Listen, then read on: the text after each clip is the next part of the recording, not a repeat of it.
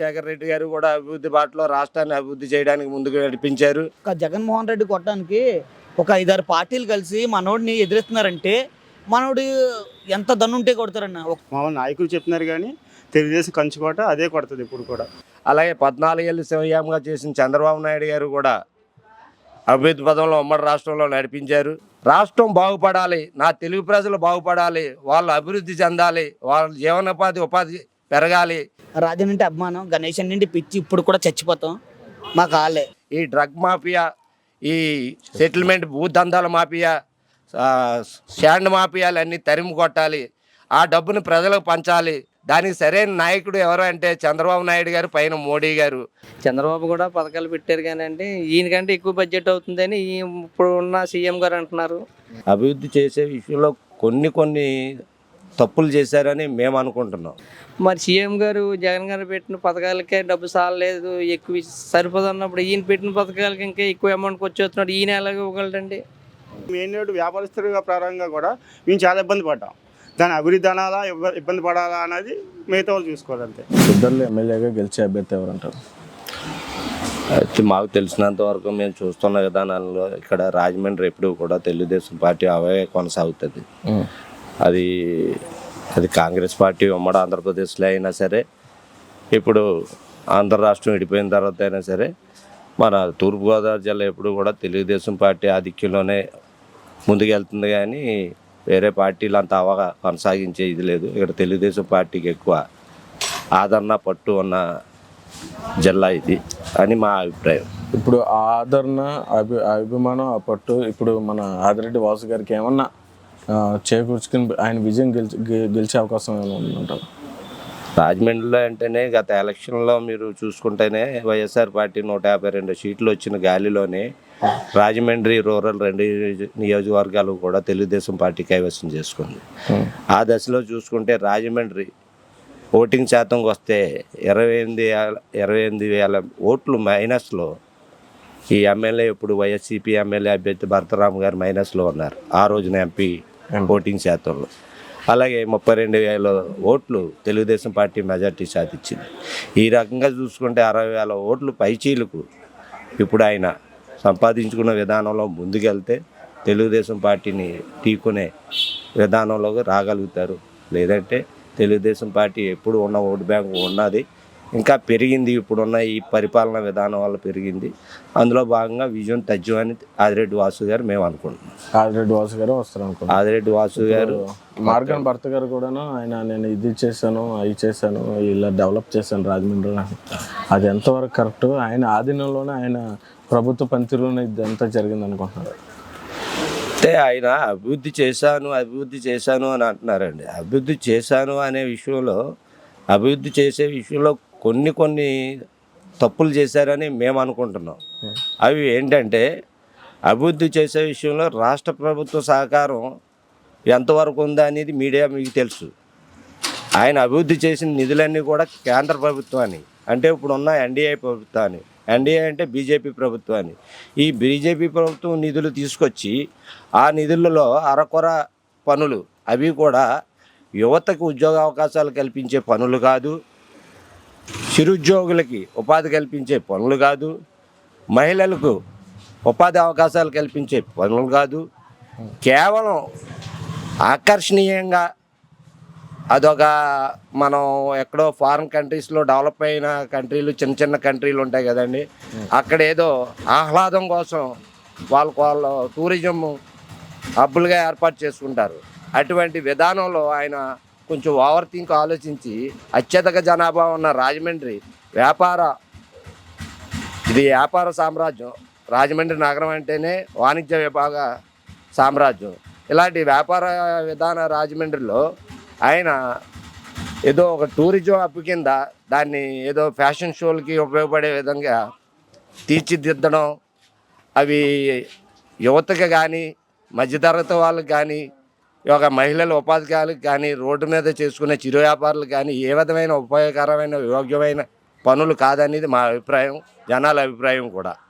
ఇప్పుడు రాష్ట్ర పరంగా చూసుకుంటే ఇప్పుడు చంద్రబాబు నాయుడు గారు, ఒక పక్క జగన్మోహన్ రెడ్డి గారు పోటీ చేస్తున్నారు.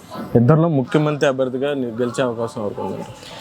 ముఖ్యమంత్రి అభ్యర్థిగా అంటే మీరు గతంలో చూసే ఉంటారు. 14 సంవత్సరాలు ముఖ్యమంత్రిగా చేశారు ఉమ్మడి రాష్ట్రంలో కలిపి చంద్రబాబు నాయుడు గారు.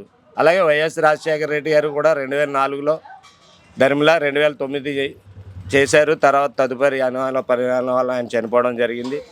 సరే, ఇరువురిని చూసుకున్నా సరే రాజశేఖర రెడ్డి గారు కూడా అభివృద్ధి బాటలో రాష్ట్రాన్ని అభివృద్ధి చేయడానికి ముందుకు నడిపించారు. అలాగే 14 ఏళ్ళు సీఎంగా చేసిన చంద్రబాబు నాయుడు గారు కూడా అభివృద్ధి పదంలో ఉమ్మడి రాష్ట్రంలో నడిపించారు. ఆ విషయానికి వస్తే ఈరోజు హైదరాబాద్నే చూసుకుందాం. 1,20,20,00,000 మంది అక్కడ ఉపాధి పొందుతున్నారు ఈ రోజుని. ఇక్కడ చదువుకున్న విద్యార్థులు చాలామంది హైదరాబాద్లో ఈ రోజుని, ఆంధ్రాలో ఓట్లు ఉన్న వాళ్ళు కూడా హైదరాబాద్లో స్థిరపడి ఈ రోజుని అక్కడే ఉద్యోగాలు చేసుకునే పరిస్థితి. అయితే ఈ పరిణామంలో మనం ఆడపిల్లల్ని మగపిల్లల్ని అంటే దూరం పంపించుకోగలం. ఆడపిల్లల్ని పంపించడం కష్టం కదండి ఈ రోజుల్లో.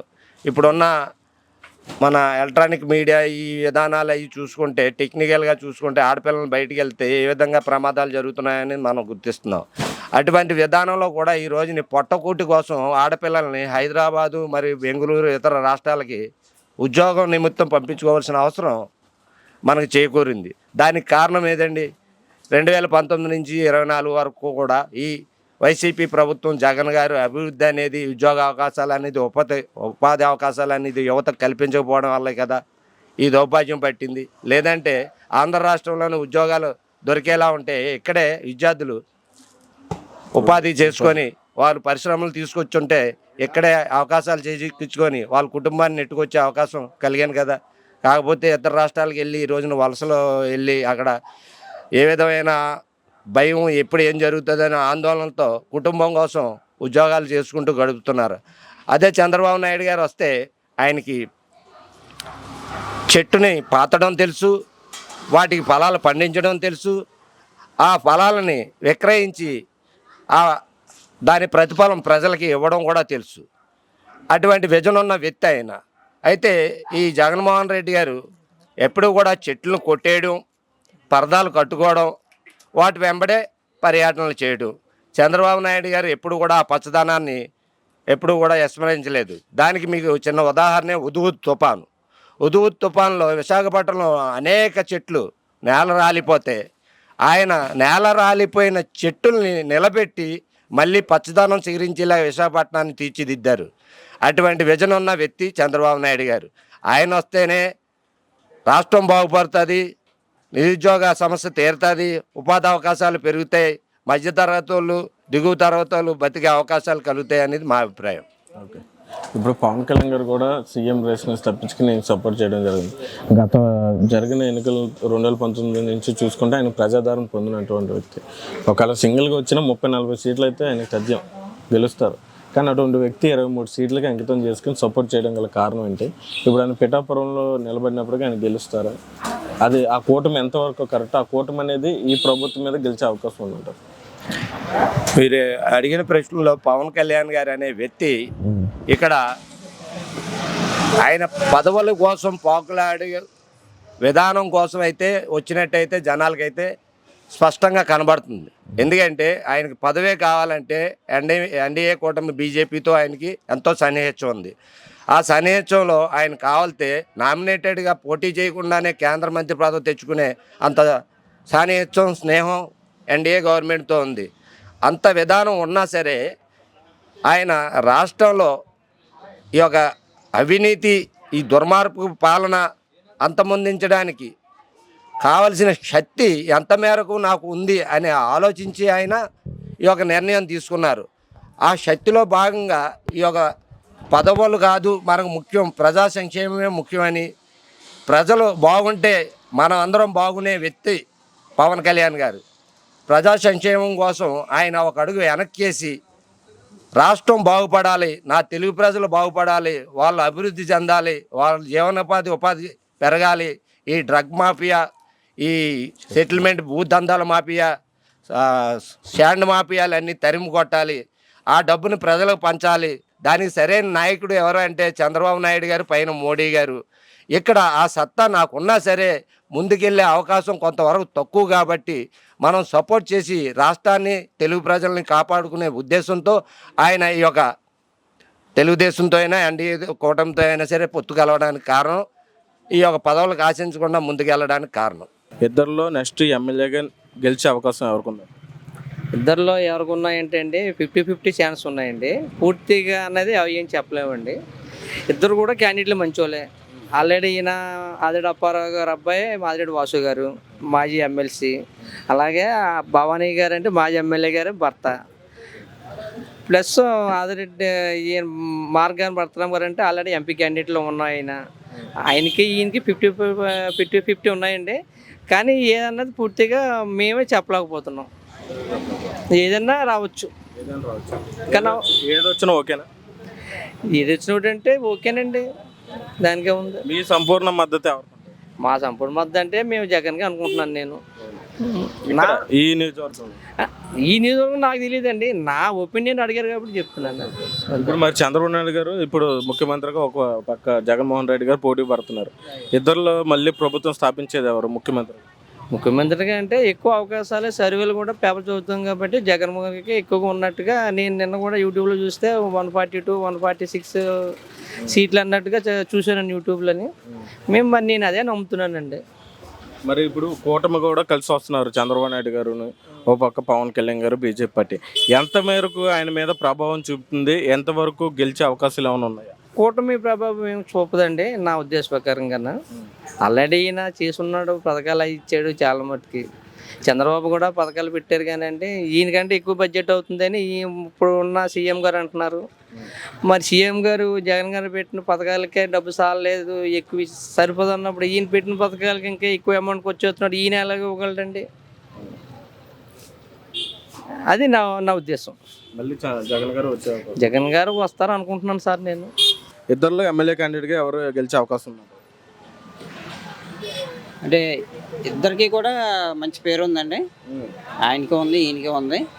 కాకపోతే వాసు గారు ఈసారి ఆదిరెడ్డి శ్రీనివాస్ గారు ఈసారి గెలిస్తే మాకు ఇంకా మరిన్ని మంచి కార్యక్రమాలు చేస్తారని, మంచి అభివృద్ధి చేస్తారని మాకు అనుకుంటున్నాను. దీని మీద కొంచెం అభివృద్ధి చెందుతుందని అనుకుంటున్నాను. అలాగే స్టేట్ వైజ్గా చూస్తే చంద్రబాబు నాయుడు గారు ఒక పక్క జగన్మోహన్ రెడ్డి గారు ఉన్నారు. వీళ్ళిద్దరిలో ముఖ్యమంత్రి అధిష్టానం గెలుచుకునే అవకాశం ఎవరికి ఉంది? అంటే చంద్రబాబు నాయుడు గారు మొదటి నుంచి అభివృద్ధి బాగా చేస్తున్నారు. మధ్యలో ఈయన ఓడిపోవడం వల్ల ఆయన ఆగిపోయారు. మళ్ళీ ఆయన గెలిస్తే ఆయన అభివృద్ధి చేస్తారని మేము అనుకుంటున్నాం. ఆయన అక్కడ వచ్చే అవకాశం. అవును. జగన్మోహన్ రెడ్డి గారు రారంటారా? రారని కాదండి, ఆయనకి బలం ఉంటే ఆయన వస్తారు, దీనికి బలం ఉంటే బాగుండదు మీ అభిప్రాయం. ఇద్దరులో గెలిచే అవకాశం ఎవరికి ఉంది? ఎవరు ఎమ్మెల్యేగా గెలుస్తారంట? దానికన్నా ముందు జక్కంపూడి రాజానే గెలుతాడు. రాజన్న యుద్ధం అయితే రాజని, ఎందుకంటే మేము రాజన్ అంటే అభిమానం, గణేష్ నుండి పిచ్చి, ఇప్పుడు కూడా చచ్చిపోతాం. మాకు ఆలే తర్వాత మా అన్నయ్య కిరణ్ అన్నయ్య జిమ్ కిరణ్ అన్నయ్య. ఎందుకంటే మేము రాజన్న సరే తర్వాత రాజన్న సరే జిమ్ కిరణ్ అన్నయ్య సరే మేమైతే చచ్చిపోతాం. ఈ రాజమండ్రి అభివృద్ధి అంటే భర్తకి వెళ్ళాలంటే గణేష్ అన్నని సపోర్ట్ చేస్తే అవలల్లో గెలుతారు, నిజంగా గెలుతారు. అది పైన జగన్మోహన్ రెడ్డి గారు సపోర్ట్ ఉంటే, అదే గణేష్ అన్ని కానీ రాజని చెప్తే ఈజీగా గెలిచేస్తారు అన్న. అలాగే ఇప్పుడు పైన చూసుకుంటే రాష్ట్రపరంగా జగన్మోహన్ రెడ్డి గారు వస్తారు, చంద్రబాబు నాయుడు గారు వస్తారు. జగన్మోహన్ రెడ్డి వస్తారన్న. అన్న ఏంటంటే ఒకసారి నువ్వు ఆలోచించు, మనకి చాలా దన్ను ఉందన్న, నిజంగా దన్ను ఉంది. 10 మంది వచ్చి మనం కొడతారు, 10 మంది మనం వచ్చి కొట్టారంటే మన దమ్ము ఎంతో మనం ఆలోచించాలి. అదే విషయంలో ఒక్క జగన్మోహన్ రెడ్డి కొట్టడానికి ఒక 5-6 పార్టీలు కలిసి మనోడిని ఎదిరిస్తున్నారంటే మనోడు ఎంత దన్ను ఉంటే కొడతారన్న. ఒక 40 సంవత్సరాలు అధికార పార్టీ ఉన్న చంద్రబాబు గారు కానీ, తర్వాత పవన్ కళ్యాణ్ సార్ ఉన్నారు, అతను సినిమా పరంగా ఇదంతా ఉంది.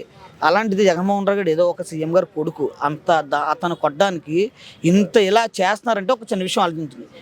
మన భారతదేశంలోనే ఉన్న ప్రధానమంత్రి గారు వచ్చి ఇంత పోరాడుతున్నారు, ఇంత చేస్తున్నారంటే మనం ఆలోచించాలి. అంటే జగన్మోహన్ రెడ్డికి ఇబ్బంది పెడుతున్నారు, కానీ అతను గెలుతారని కన్ఫర్మ్ చెప్తారు. కన్ఫర్మ్ గెలుతారు. ఇదే విషయంలో జనాలు ప్రతి వ్యక్తికి రూపాయి ఇచ్చారు. అతను అన్ని సంవత్సరాలు పాదయాత్ర చేసి తిరిగి ఉండి ప్రతి దానిలో ప్రతి విషయం చెప్పారు, అదే ప్రతిదీ చేశారు. నిరుద్యోగులు అంటామన్నా అతను మళ్ళీ వస్తే కన్ఫర్మ్గా అది మొత్తం చేస్తారన్న. కానీ ఏంటంటే ఉన్న ఇబ్బందులు దీనికోసం మనం కూడా జనాల కోసం ఆలోచించాలి. కరోనా టైంలో ఇప్పుడు సినీ వాళ్ళు వస్తున్నారు కదండి. ఇప్పుడు కరోనా టైంలో అందరూ హైదరాబాద్లో ఉన్నారన్న. కరోనా టైం వచ్చినప్పుడు ఎవరు ఇచ్చారన్న బియ్యం కానీ ఏమన్నా ఎవరు ఇచ్చారు? ఇంటింటికి పాపం వాలంటీర్లు పెడితే ఇచ్చారన్న. వీళ్ళు వచ్చారా? ఎవరు వచ్చారు? లేదు కదా. అది కూడా జనాలు ఆలోచించుకుని ఓటేయాలి అంతే. ఇప్పుడు ఈ జరిగే ఎలక్షన్స్లో ఎవరు ఎమ్మెల్యే అభ్యర్థికి గెలిచే అవకాశం ఉందంటారు? ఇప్పుడు చూస్తే కనుక తెలుగుదేశం రాష్ట్రం ఎలా ఉందో కంచుకోట ఇది రాజమండ్రి, ఇప్పుడు కూడా అదే జరుగుతుంది. తర్వాత వైసీపీ వాళ్ళు కొంచెం ఉన్న అభివృద్ధి అంటున్నారు కానీ అభివృద్ధి లేదు. అదే ఓన్లీ అభివృద్ధి అని మాట అంటున్నారు కానీ అది లేదు. జనాల్లో నానుడి లేదు. మామూలు నాయకులు చెప్తున్నారు కానీ తెలుగుదేశం కంచుకోట అదే కొడుతుంది ఇప్పుడు కూడా. ఒక పక్క భర్త గారు కూడా ఎంపీగా చేసినప్పటికీ ఆయన ఇలా డెవలప్ చేశాను అలా డెవలప్ చేశాను అని చెప్పడం జరిగింది. అది ఎంతవరకు నిజం? ఆ ఒక్క కారణంతో ఆయనకి ఏమైనా గెలిచే అవకాశం ఏమైనా? అభివృద్ధి చేశారంటే అభివృద్ధి ఆల్రెడీ అప్పుడే కాదు, ఎప్పటి నుంచి స్టార్ట్ అయిందండి. ఇక్కడ మాకు చూసుకుంటే మా మెయిన్ రోడ్డు ఆల్రెడీ మాకు అభివృద్ధి పేరుతో ఇవన్నీ చాలా ఇబ్బంది పెట్టేశారు. మాకు లైట్ కానీ ఎయిటింగ్ కానీ మొత్తం సెంట్రల్ లైటింగ్ ఎయిటింగ్ కానీ ఇటువంటి మీ మెయిన్ రోడ్డు వ్యాపారస్తులుగా ప్రారంభంగా కూడా మేము చాలా ఇబ్బంది పడ్డాం. దాని అభివృద్ధి అనాలా ఇబ్బంది పడాలా అనేది మిగతా వాళ్ళు చూసుకోవాలి అంతే. కానీ ఆదిరెడ్డి వాసు గారు ఇక్కడ గెలిచే అవకాశం ఉంది. గెలిచే అవకాశం ఉందండి. చాలా మటుకు కంచుకోట ఇది. ఇప్పుడు మారు జనాలు అయితే మారు. రౌడీజం కూడా పెరిగిందని కూడా చాలా నాండు ఉంది. చాలా జనాల్లో కూడా వెళ్ళింది. అదే జరుగుతుంది అనుకుంటున్నారు మేము కూడా. ఇప్పుడు రాష్ట్ర పరంగా చూసుకుంటే ఒక పక్క చంద్రబాబు నాయుడు గారు ఒక పక్క జగన్మోహన్ రెడ్డి గారు కానీ పోటీ చేస్తున్నారు. వీళ్ళిద్దరిలో ముఖ్యమంత్రి అభ్యర్థిగా గెలిచే అవకాశం ఎవరికి ఉందంటారు? ముఖ్యమంత్రి అంటే మనమేంటే రాజమండ్రి వరకు చెప్పగలం. రాష్ట్ర స్థాయిలో కూడా ఎలాగ ఉంటుందని అనుకుంటున్నారు చాలామంది. ఎందుకంటే వ్యాపారస్తులు ఎవరైనా మ్యాక్సిమం ఏంటంటే వ్యాపారస్తులు కానీ ఉద్యోగస్తులు కానీ ఛాన్స్ లేదు. మ్యాక్సిమం అయితే వ్యతిరేకంగా ఉన్నారు సామాన్య ప్రజలకు వైసీపీ మీద. తెలుగుదేశం పార్టీ వచ్చే అవకాశం మనకు తెలియదు, మన రాష్ట్ర స్థాయిలో తిరగము. మా ఇక్కడ వరకు మేము చెప్పగలం అంతే.